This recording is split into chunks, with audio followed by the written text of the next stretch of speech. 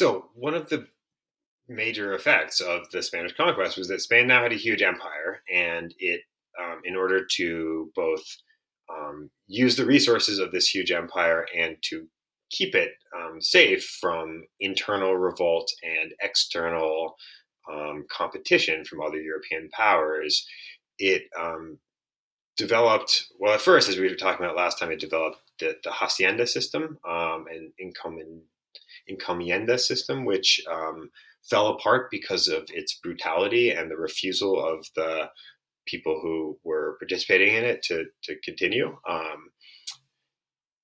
And it was replaced by what is now called the mission system. And the idea of the mission system is that it was sort of a joint project between the church and the military, right? So it was building these little complexes of fortresses and churches and housing for the soldiers and priests who were going to carry out the two main missions of the mission, which were, number one, to figure out a way to make money off of the land and people that were there, but also to convert them to Christianity and to make those two goals go together. And so often the missions would sort of lead with the priests who would go out among the indigenous people, learn their languages, and try to convince them to abandon their religious practices and embrace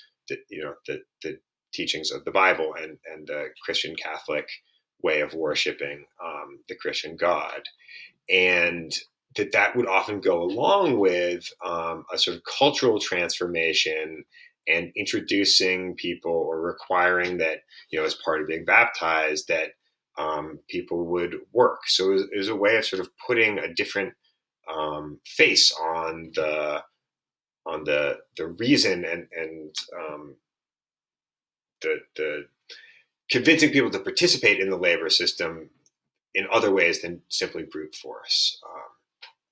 And the missions that start to pop up, as early as 1565, the St. Augustine mission in Florida, which is thought to be the first permanent European settlement in the United States. It's still there. New Mexico is founded in 1609. A mission is established in Texas in 1716, and later in California. So this really becomes Spain's way of sort of locking down the parts of the territory that it has explored and is trying to exploit the resources of. And as a result of these systems, there's a lot of intermarriage and exchanging of genetic material between indigenous people and Spanish European people, and in some places, a little later on, also Africans. And as a result, there's this extremely complex racial caste system that develops in the Spanish colonies, which is really different from what happens in North America. Basically, in the United States, early on, the idea of race is that if you have even one drop of African blood, that makes you black, and therefore, to be discriminated against and exploited in the ways that American culture at that time discriminated and exploited black people. In the colonies, and similar with Native Americans, right, indigenous North American people in the United States.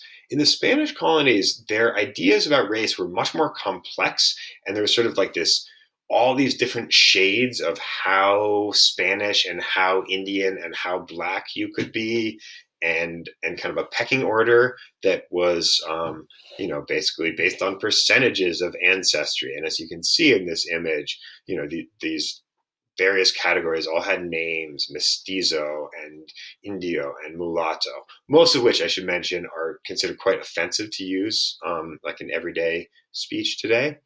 But even today, there's like very different forms of racism and nuances in the way that race is thought about in the United States versus in Latin America and Central America, which is a long-term impact of this time.